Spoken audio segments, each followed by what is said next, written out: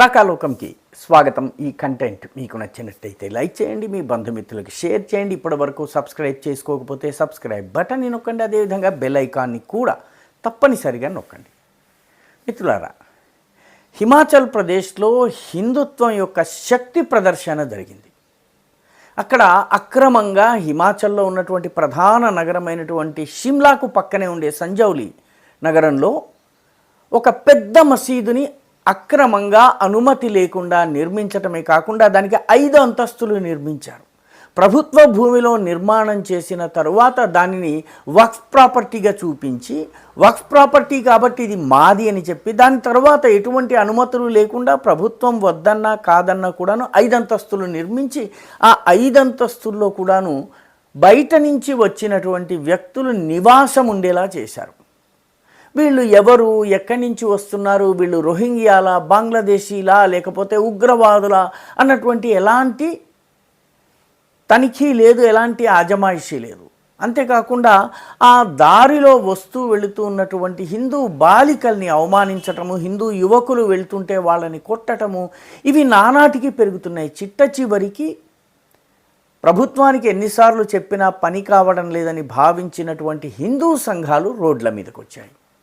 చాలా భారీ ఎత్తున హిందువులందరూ కూడాను వచ్చి పెద్ద ఎత్తున నిరసన కార్యక్రమాన్ని నిర్వహించారు. దీనిలో ఎక్కడెక్కడి నుంచి హిందువులు చాలా పెద్ద సంఖ్యలో రావడం జరిగింది.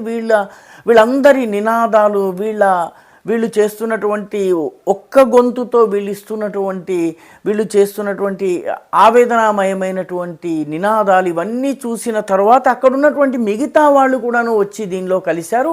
ముస్లిం సమాజము ఎవరైతే ఈ అక్రమ మసీదు నిర్మాణం చేశారో, కొత్త వ్యక్తుల్ని తీసుకొచ్చి ఆ ప్రాంతం యొక్క శాంతి భద్రతల్ని భంగం చేసి అమ్మాయిలకు రక్షణ లేని పరిస్థితి చేస్తున్నారో, వాళ్ళందరూ కూడాను ఒక్కసారిగా విక్టిమ్హుడ్, అంటే మా మీద అన్యాయం జరిగిపోతోంది, దాడి జరిగిపోతోంది అని చెప్పి మాట్లాడటం మొదలుపెట్టారు.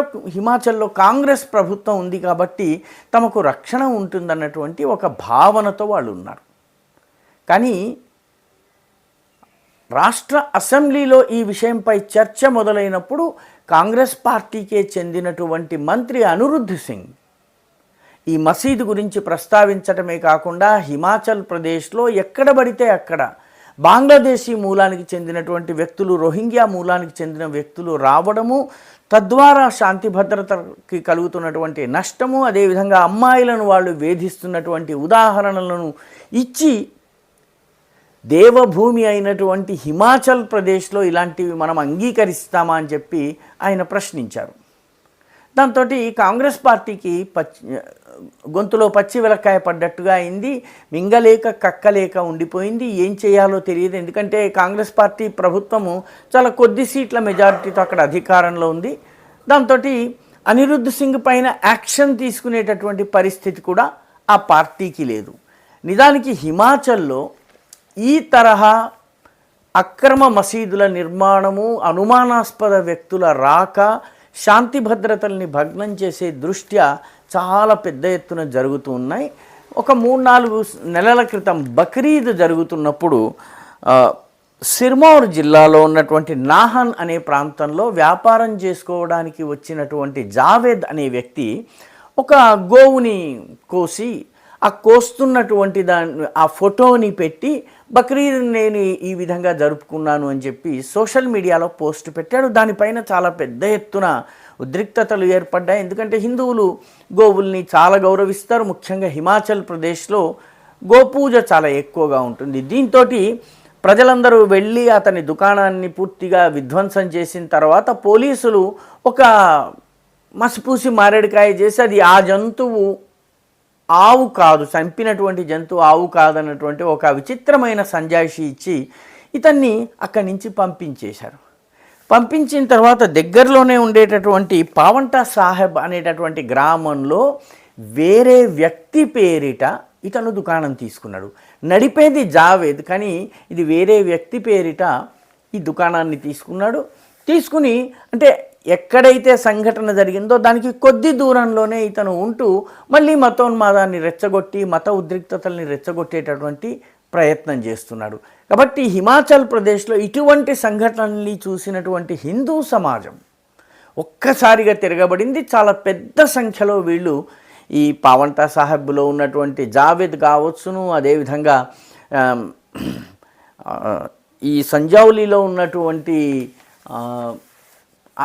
అక్రమ మసీదు కావచ్చును, 5 అంతస్తుల మసీదు కావచ్చును, దీనికి వ్యతిరేకంగా ఉద్యమించారు. ఇప్పుడు ప్రభుత్వము ఆఖరికి ముస్లిములు సైతము 2వ, 3వ, 4వ, 5వ అంతస్తు ఏవైతే ఉన్నాయో ఇవి అన్యాయమైనటువంటిది, 1వ అంతస్తు మాదే కానీ మిగతా 2, 3, 4, 5వ అంతస్తు ఏదైతే ఉన్నాయో ఇవి అక్రమ కట్టడాలు, వీటిని తొలగించాలి అని చెప్పి అనడం మొదలుపెట్టారు. స్థానికంగా ఉన్నటువంటి కాంగ్రెస్ పార్టీలోని ముస్లిం నాయకులు కూడా ఈ మాట అంటున్నారు. మొత్తం మీద హిందూ సమాజం జాగృతమైతే ఏం జరుగుతుందో, కాంగ్రెస్ పార్టీలో ఉన్నటువంటి మంత్రులు, ఎమ్మెల్యేలు కూడా ఏ రకంగా హిందువుల ఇష్యూస్ని లేవనెత్తేటటువంటి పరిస్థితి వస్తుందో, ఇది షిమ్లాలో ఉన్నటువంటి హిందువులు యావత్ దేశానికి చూపించారు. ప్రజా ఒత్తిడి ద్వారా ఈ అక్రమ కట్టడాలను, ఈ ల్యాండ్ జిహాద్ని, ఈ లవ్ జిహాద్ని, దీనిని ఎలా అడ్డుకోవాలో హిమాచల్ ప్రదేశ్ ప్రజలు, హిందువులు ఒక బాటను చూపించారు. ఆ బాటలో యావత్ భారతదేశంలోని హిందువులు నడవవలసినటువంటి అవసరం ఉంది. ఈ వీడియో మీకు నచ్చినట్టయితే లైక్ చేయండి, షేర్ చేయండి, ఈ ఛానల్కు సబ్స్క్రైబ్ చేయండి. మీ అభిప్రాయాన్ని కమెంట్ల రూపంలో తప్పనిసరిగా పంపించండి.